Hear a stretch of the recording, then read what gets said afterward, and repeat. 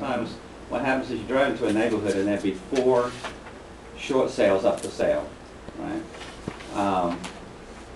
But you know, they're for sale. So I'm trying to understand how that affects the appraisal. There's not as many comparables as you'd like, but there's all these short sales priced very low. So are you using that data in the narrative part of the appraisal to influence the pricing? So we don't influence the pricing, the market does. So if you've got 4 short sales that are out there and you want to put something up that higher and better, you're not going to get it. You're looking at the trend of the market. The market is what is leading you. So if you've got all these, it's when it's out of balance that you're going to have a tough time. You're competing with those short sales. So why is somebody going to want to pay more when they got this over here for less? Now if you don't have that, then there's no competition. So you're saying you're just using the information from what available sales? We have to use 3 closed sales. Yeah, I understand. But we can't ignore, if you've got a majority of short sales, that's a trend that's going on in that define market. you cannot ignore that.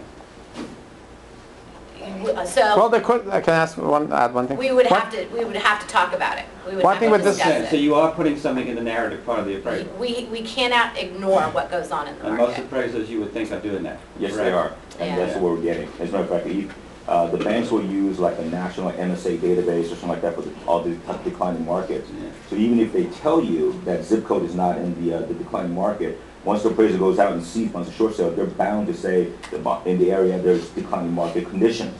That triggers an underwriter review, which they will in turn may even require second appraisal to confirm it. If that's the case, then typically a lot of the lenders will ding you for 5% of the value. Right. So that answers your question over there, how is it going to turn around? The appraisers have to start writing positive things. One thing. It's all my fault. Now, one thing is with short sales, there's almost every area has a whole bunch of short sales, but only few have closed. Right. So usually it's like 5% or something. So Well, and- do you look at active short sale? 3%. So when Do you look at it's- active short sale, or like he's saying 3% that have Yeah. closed? So it's the balance in the market. I mean, if nothing has sold and you just have these, but you still have the closed here, you can't negatively pull everything down.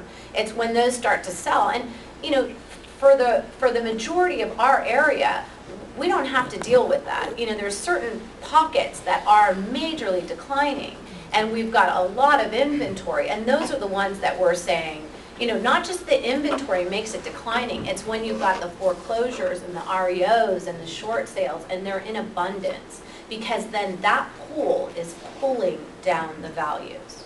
So that's when it is substantial and we can see it, not when there's like 1 or 2, you know, or 3, or, you know, it depends on how big the market is or how big the neighborhood is.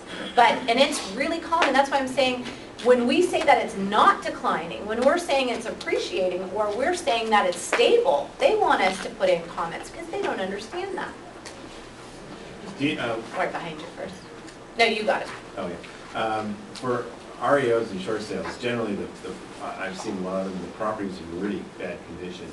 And do you make any comments about condition, or is it just a straight square foot? There's a whole price per REO square addendum foot? that has to go with REOs. There's a lot more work that's I mean, involved in that's them. separate the owner's own. Yeah, yeah. If we use an REO in our appraisal, because that's what is out there and available to us, we typically will say that that's an REO, and there's usually a condition adjustment if it's been, you know, Right. beat up by the people that live there. The other part of that question I was also going to ask is, when you're talking about using short sales in areas, I'm assuming you're talking about only closed short sales. Mhm. not Well, listed. we analyze the listings and the pending. So analyzing doesn't necessarily mean that we put them in the appraisal, but we are looking at them to see the trend in that neighborhood. If you have a situation of a sampling of, let's say, 15 listings, 13 of them are listed, not sold, listed as short sales, but nothing or practically nothing is closing as short sales. The one that you pick up as comps on closings are predominantly non-short sales. How does the quantity of listed short sales Yeah. impact it? So, what would your opinion be? I mean, if you've got 15 short sales on the market in your neighborhood, That aren't selling? yeah, That's my question to you. yeah. I mean, Are they for sale? it's really not the good. question. Yeah. That seems bad. How do you factor that into an So, and appraisal? we have no closed sales that are, Let's say you got 3 closed sales, And let's they're say you got at 5 closed 500. sales, 1 was short and the rest were straight. So those like are the your, Olympics, right? that's your sampling of 5 and only 1 was short sale. But the predominance, the listed one, 13 out of 15 are short listings, but Right. not selling. so I mean. How do you proceed?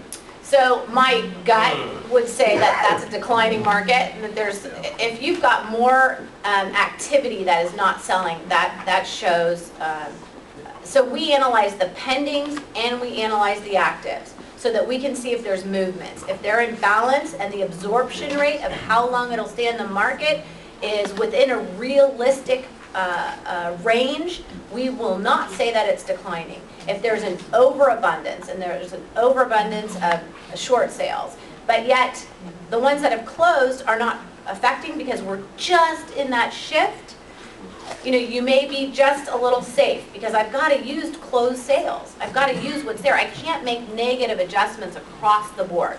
No one allows across the board adjustments. And So, you're bound by the timeline, most recent closes and 3-month time window. Right. So the fact that you said that a bunch of them open and 2 close at a regular price and within 3 months doesn't make sense, right? From a market perspective. Well, If you're at it's 15 short sales not selling, there are 2 within the last 3 months that sold for regular price.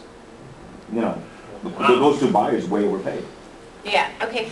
Do you ever call those short sales and see if they have permission from the lender that's gonna take the hit to have that low number out there?